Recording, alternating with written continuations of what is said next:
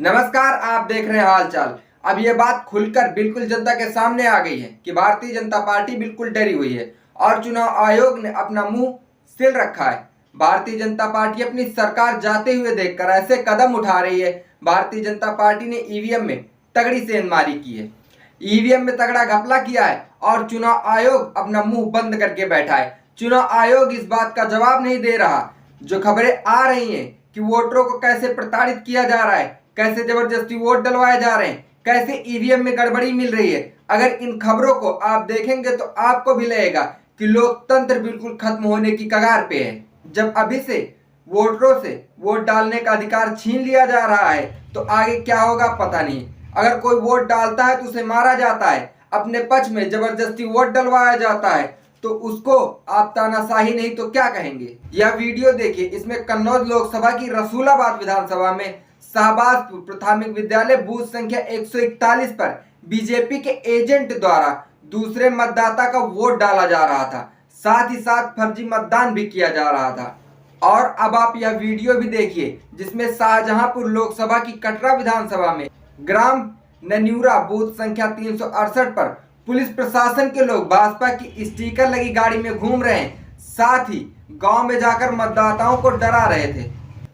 आप इन महिला को देखिए, इनका कहना है मैंने बटन साइकिल का दबाया लेकिन पर्ची कमल की निकली। वहां के अधिकारी लोग कह रहे हैं आप बाहर जाइए, बाहर बात करिए, यहाँ पर वोट डल चुका है। और खास तौर पर अगर ऐसी समस्या आए तो अधिकारी को चाहिए कि वह पूरी जिम्मेदारी के साथ इस चीज की जांच कराए और मतदाता को संतुष्ट करे। लेकिन यहाँ तो कहते हैं आप बाहर जाइए, यहाँ पे जो होना था हो चुका है। ये खुले तौर पर मनमानी है। इनका नाम कमर जहां है, यह लखीमपुर खीरी की सिंघनिया की हैं। वहीं इसी मामले में समाजवादी पार्टी ने कहा कि ये धांधली लोकसभा चुनाव में अधिकतर देखी जा रही है। साथ ही साथ उन्होंने इलेक्शन कमीशन को टैग करते हुए कहा, क्या इस पर कोई जवाब देंगे आप? क्या इसकी कोई जांच होगी?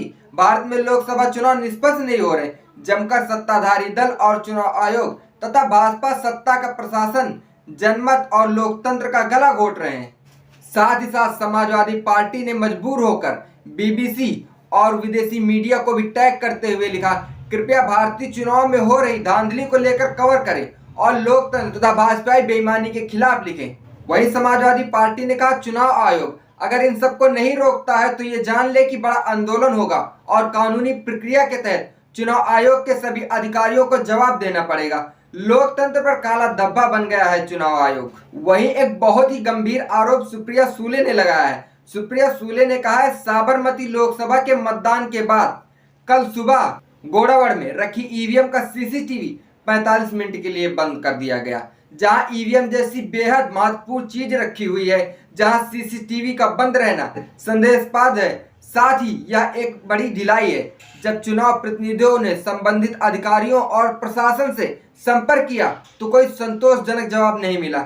इसके अलावा उक्त स्थान पर तकनीशियन भी उपलब्ध नहीं है। साथ ही हमारे प्रतिनिधियों को ईवीएम की स्थिति का निरीक्षण करने की अनुमति। ये बहुत ही गंभीर आरोप है, ये बहुत ही गंभीर है। चुनाव आयोग को तुरंत इस पर संज्ञान लेना चाहिए और सीसीटीवी क्यों बंद किया गया इसका कारण बताना चाहिए। इसके अलावा घटना के लिए जिम्मेदार लोगों के खिलाफ उचित कार्रवाई करना चाहिए।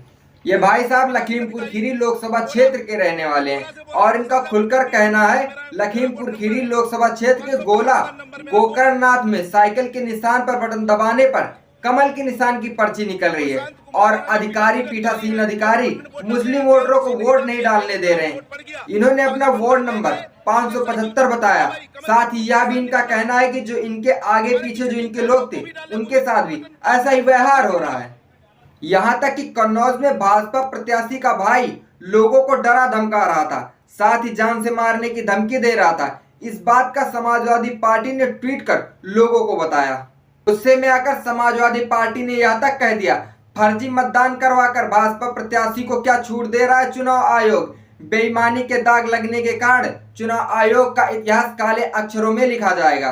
दोस्तों, वोट डालना भी हमारा एक अधिकार है, लेकिन अगर आज हमें अधिकारों से रोका जा रहा है, हमें हमारे वोट डालने से रोका जा रहा है, हमें हमारे अधिकारों को पाने से रोका जा रहा है, तो कल हमारे साथ क्या होगा नहीं पता। इस मामले में आपका क्या कहना है? कमेंट बॉक्स में कमेंट करके जरूर बताइए। देखते रहिए हालचाल। जय हिंद।